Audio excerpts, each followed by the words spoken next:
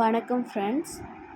இப்போ நம்ம என்ன பார்க்க போகிறோன்னா டிஎன்பிஎஸ்சி குரூப் 4க்கான மாதிரி வினாவிடை. நாட்டுதும் யாம் ஓர் பாட்டுடை செய்யுள் என காப்பியம் படைத்தவர் யார்னா சீத்தலை சாத்தனார், இளங்கோவடிகள், கம்பர், நாதகுத்தனார். சரியான விடை என்னன்னா இளங்கோவடிகள்.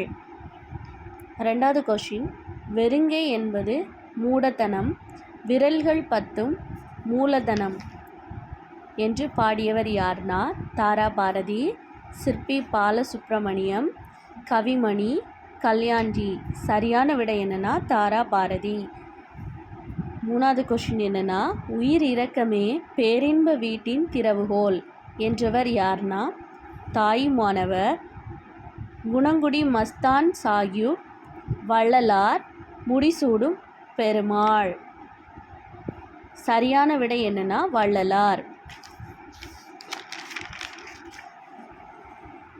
நாலாவது கொஷின் என்னன்னா, உண்மையான செல்வம் என்பது பிறர் துன்பம் தீர்ப்பதுதான் என குறிப்பிட்டவர் யார்னா நல்லாழ்ந்துவனர், நல்வேட்டனார், கபிலர், அம்முவனார். இதில் சரியான விடை என்னன்னா நல்வேட்டனார்.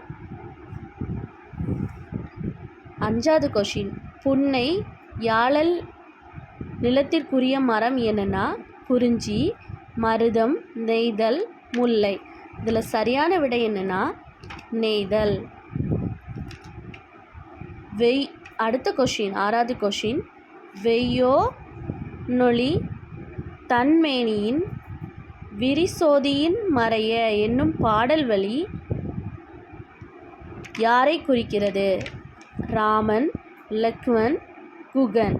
யாரை குறிக்கிறதுனா ராமன்.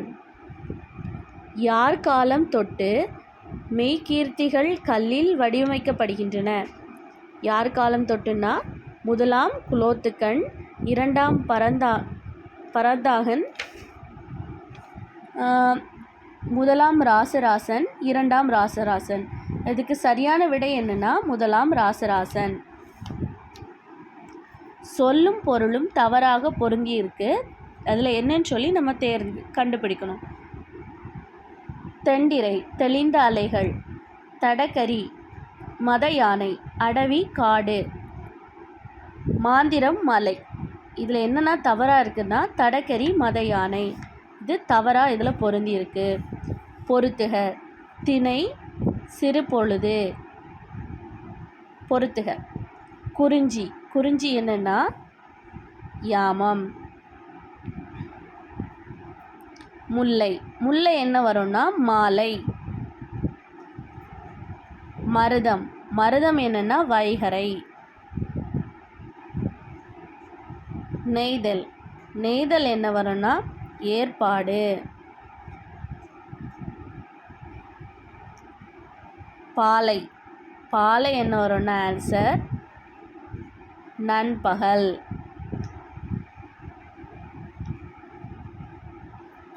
அடுத்து 10வது கொஷின் என்னன்னா, சரியான வினை மரபை தேர்ந்தெடுக்க. சோறு தென்னு, ஆடை நெய்தார், தண்ணீர் பருகு, கவர் கட்டினான்.